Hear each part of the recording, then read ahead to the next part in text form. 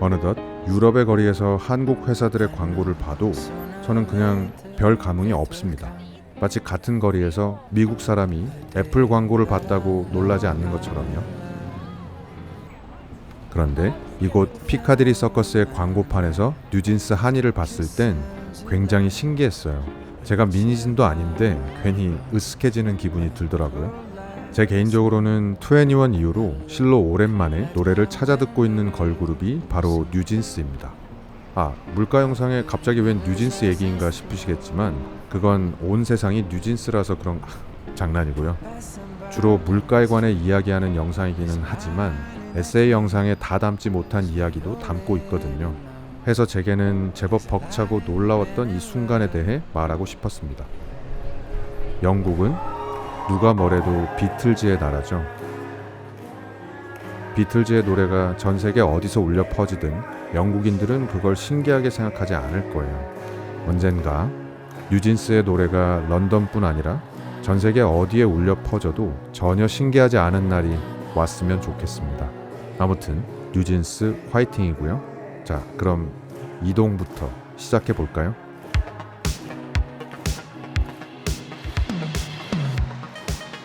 더블린에서 런던까지는 항공편을 이용했는데요. 이 당시 더블린 공항은 제게 깜짝 선물을 선사했습니다. 바로 짐 검사를 할 때 노트북을 꺼내지 않아도 된다는 거였어요. 편집을 하고 있는 지금 시점에는 인천공항을 비롯해서 이를 시행하고 있는 공항이 몇 군데 있습니다만 이 당시에 저는 처음 경험하는 일이었거든요. 정말 그렇게 좋을 수가 없었습니다. 바람이 하나 있다면 제발 전 세계 모든 공항에 짐을 전혀 풀지 않고도 검사를 할 수 있는 기술이 하루빨리 도입됐으면 좋겠습니다. 그리고 아일랜드에서 영국으로 갈 땐 입국 심사대 자체가 없었어요. 그리고 한국에서 바로 영국으로 오셔도 한국인은 자동 출입국 심사를 받아서 입국 과정이 매우 간단하다고 들었습니다. 그리고 저는 개트윅 공항으로 입국했는데 이곳에는 런던의 교통카드인 오이스터 카드를 팔지 않아서 숙소까지 가는 템즈링크 기차를 탈 때 일반 카드를 찍고 탔어요. 사실 세계여행을 하면서 제가 평소에 쓰던 카드로 교통을 이용한 적이 처음이라서 좀 신기하기도 했습니다. 런던의 교통카드인 오이스터 카드는 보증금 7파운드를 내고 구매한 뒤에 충전해서 사용하면 되는데요. 보증금은 환불이 안 됩니다. 저의 경우 1존과 2존 안에서 무제한으로 쓸 수 있는 일주일권을 충전했고 2존을 벗어나는 지역에 가기 위해서 따로 20파운드를 충전했습니다. 지인의 선물을 사기 위해 토트넘 구장에도 갔었고 일주일권으로 결제가 안 되는 보트도 탔었거든요. 그런데 만약 이 당시에 제게 터치리스 기능이 있고 외화를 충전해서 쓸 수 있는 카드가 있었다면 굳이 오이스터 카드를 구매하지는 않았을 겁니다. 왜냐하면 일반 카드로 결제해도 프라이스 캡, 그러니까 가격 상한제라는 게 있는데 그 상한선이 일주일권 가격과 똑같거든요. 그래서 제 경우엔 괜히 보증금만 더 지불한 셈이 된 거예요. 아무튼 세계여행 중 교통비는 런던이 1등이었습니다.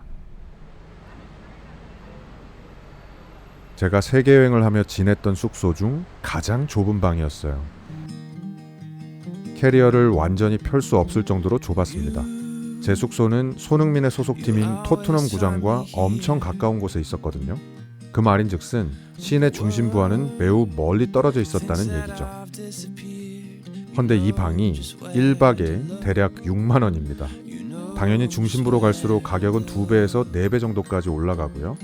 런던에 오기 전에 숙소를 알아볼 때부터 런던의 높은 물가를 실감할 수 있었습니다. 런던에 와서 매번 진짜 비싸다 비싸 노래를 부르다가 처음으로 이건 좀 견딜만하다 라고 생각했던 게 바로 마트 물가인데요. 보통 런던 여행을 하시면 외식을 많이 하실 텐데 그럴 경우에 경비에 있어서 숨 돌릴 틈은 없지 않을까 싶어요. 아무튼 제 생각엔 마트 물가가 유일하게 한국과 비슷한 수준인 것 같습니다.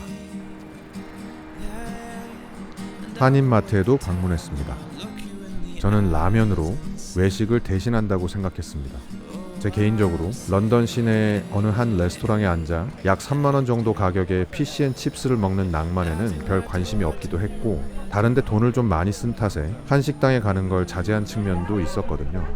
그리고 예전에도 한번 말씀드렸는데, 혹시 가장 맛있는 라면을 맛보고 싶으시면 유럽에 와서 드시면 됩니다.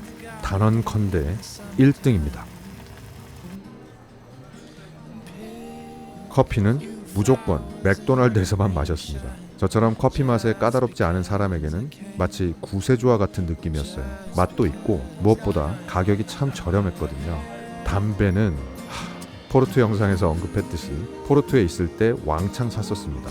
런던 역시 아일랜드와 마찬가지로 담배값이 어마어마합니다. 한 갑에 약 2만 원 정도예요. 한 갑에 2만 원. 와우. 저는 아직까지는 담배를 줄여야겠다는 생각은 하지만 끊어야겠다는 생각은 해본 적이 없거든요. 근데 만약 2만 원이 넘으면 이건 뭐 끊어야겠죠.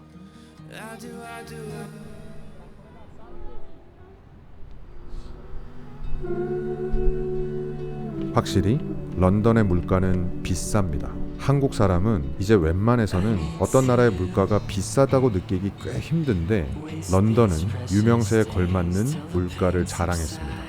하지만 관광지들을 보면 그 이름값에 비해 그리 예쁘지는 않았던 것 같아요. 런던과 영국에 관한 자신만의 특별한 취향이 없다면 여행지로서의 매력은 그리 크지 않은 것 같았거든요. 해서 특별한 취향이 있어 오신다면 아예 돈을 좀 쓸 각오로 오시고요. 만약 그런 게 아니라면 제 영상을 비롯해서 런던에 관한 영상들을 충분히 보시고 신중하게 올지 말지를 결정했으면 좋겠습니다. 아무튼 제가 영국 런던에서 7박 8일간 쓴 총 비용은 다음과 같습니다. 저는 이제 제주도에 약 10배 정도 크기의 섬이 있는 나라로 갑니다. 끝까지 함께 해주셔서 늘 진심으로 고맙습니다.